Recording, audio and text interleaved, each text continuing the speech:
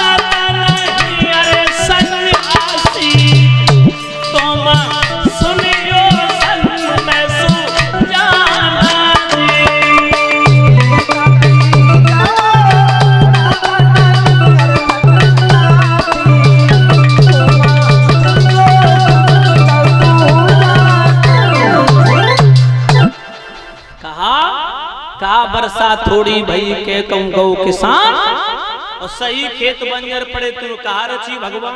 नारद ने प्रश्न किया तो मैया ने उस प्रश्न का उत्तर कितने सुंदर शब्दों में दिया कि ना बरसा थोड़ी भाई ना कहूं गौ किसान, खेत बीज उड़त नहीं सुनियो संत सुजान।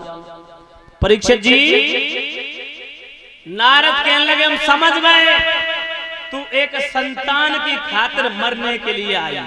बिल्कुल। लेकिन बेटी, जा मैं वचन दे रहा हूँ, ये साधु महात्मा सन्यासी का दिया हुआ वचन कभी मिथ्या नहीं जाएगा। ये सन्यासी की आत्मा से निकली हुई दुआ है। 9 महीना बीतने के बाद तेरी कोख से बहुत सुंदर बच्चा पैदा होगा। ऐसा बालक पैदा होगा जब तक पृथ्वी आकाश सूर्य चंद्रमा सितारे रहेंगे तब तक तेरे पुत्र का इतिहास अमर रहेगा। बाबा जी, क्या कह रहे हो आप? आज दिन तक तो मैंने ये विचार किया था कि दुनिया में हर इंसान झूठ बोल सकता है, लेकिन संत महात्मा कभी झूठ नहीं बोलते हैं। सच बात तो ये है कि संत महात्मा भी झूठ बोलने लगे। संतों की बात पर शंका करना ये मूर्खों का काम होता है। अच्छा। रानी बोली 6 महीना हो गए पिया के दर्शन ना आए भाई, और बिना पति के संतान की प्राप्ति। कितना सुंदर जवाब दिया है रानी ने कि जियब न दे है नदी बिनु बारी, ऐसे नाथ पुरुष बिनु नारी। तेल के बिना सूखा दीपक जिस तरह नहीं जल सकता है, त्यों ही केवल नर के द्वारा संसार नहीं चल सकता है। परीक्षित जी, रानी बोली 6 महीना हो गए पति के दर्शन नहीं हुए, बिना पति के संतान की प्राप्ति असंभव। नारद कहने लगे बेटी तुझे नहीं मालूम कि मोर वचन चाहे पड़ जाए फीका, संत वचन पत्थर की लिखा। चौपाई में तुलसीदास ने लिखा है। परीक्षित जी, नारद बोले कि संत का दिया हुआ वचन कभी खाली नहीं जाएगा। और बेटी अगर तुझे मेरी बात पे भरोसा नहीं है तो चल 9 महीना का इंतजार कर ले, बच्चा पैदा ना हो तो न कुआं चला जाएगा, कहीं ना कहीं जंगल चला जाएगा, कूद करके आत्महत्या करके मर जाना। और परीक्षित जी, संतों की बात पर भरोसा करना चाहिए, लेकिन हर संत की बात पर भरोसा मत करना भाइयों, क्योंकि हर संत भगवान नहीं है। वैसे तुलसीदास ने चौपाई में तो लिखा है प्रथम भक्ति संतन कर संगा, दूसरी रची मम कथा प्रसंगा। संतों का भेष परमात्मा का भेष बताया है, लेकिन हर महात्मा परमात्मा नहीं है, बताने की आवश्यकता नहीं। आप लोग टीवी चैनल के माध्यम से पेपर पढ़ते रहते हो। अब परीक्षा जी हो क्या रहा, बहुत से संत तो जेल की चकिया पीस रहे हैं। अब 10-20 आश्रम हो गए बढ़िया, 10-20 हजार चेली हो गए, और 4 से 10 कारें लग्जरी हो गई, तो भगवान से कम तो अपने आप को कोई मानता ही नहीं है ना?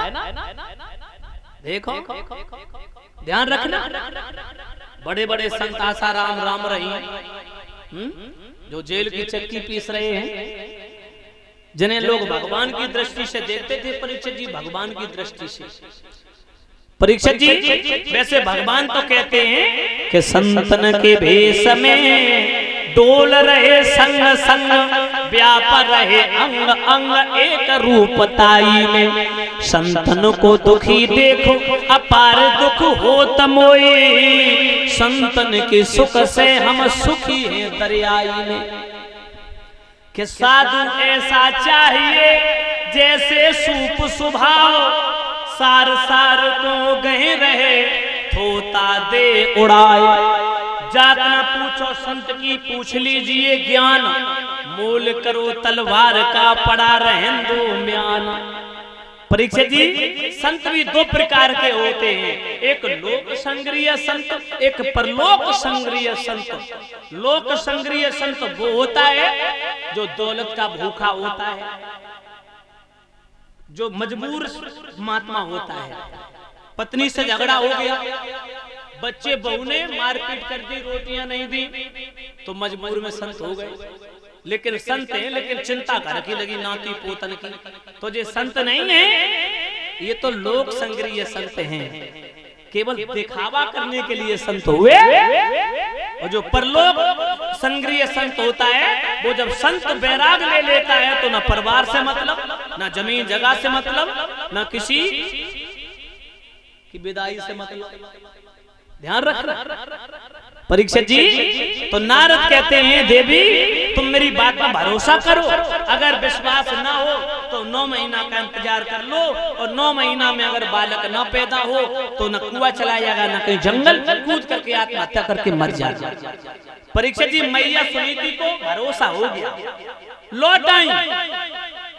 अब रहने लगी है कुटिया पर, हाथ में बांस लेकर के सारे दिन काग उड़ाती हैं, अटारी पर खड़े होके, और शाम को जौ की रोटी नमक से खा करके लेट जाती हैं। अब उन दिनों का इंतजार कर रही हैं कि कब नारद का दिया हुआ वचन पूरा होगा, कब मेरी कोख से एक सुंदर बच्चा पैदा होगा जो मुझे माँ कह के पुकारेगा। परीक्षित जी इधर मैया अपना समय व्यतीत करती हैं, और इधर क्या हुआ, राजा उत्तानपाद एक दिन जंगल में शिकार करने के लिए चले। घोड़ा पर सवार हुए, 10,000 जवानों को साथ में लिया, चल देते हैं।